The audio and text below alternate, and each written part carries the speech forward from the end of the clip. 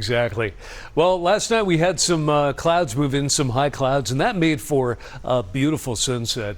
Gorgeous view out across Salt Lake Valley by this photo sent into Utah's Weather Authority Facebook group by Scott Taylor. But those clouds continued to make their way off to the east and largely thinned out. So in general, fair skies across Utah this morning, looking good, but feeling chilly, just like the last couple days. In fact, it's 37 in Salt Lake, although that reading, as well as a lot of others, running a little bit higher than yesterday. So not to the extreme that we were behind that cold front earlier in the week, but most of you still do need a very good jacket, with most valleys in the 20s and 30s. In St. George, though, you're starting out at 50. Now, high pressure is still building over the west, and that's dominating the weather pattern, helping us warm up, at the same time forcing most of the storms well to the north into the Pacific Northwest, but the tail end of some of those will continue to brush by. That's why we got a few clouds around.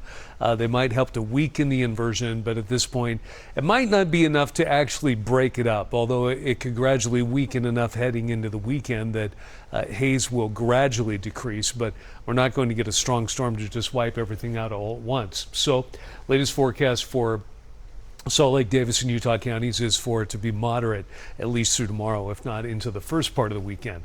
Otherwise, our temperature in Salt Lake will climb to 58, which is average for this time of year. You'll hover in the low to mid 60s through the Central Valley, stretching all the way from Nevada over to Colorado, and in St. George, climb up to 77 this afternoon. Sunny and warm on Halloween in St. George. You'll peak in the upper 70s. Stay that warm into early next week, including Election Day on Tuesday. You'll peak at 77 by then. And in Salt Lake City, it's going to be sunny, a little bit hazy tomorrow, but otherwise beautiful weather for Halloween after a few morning clouds thin out.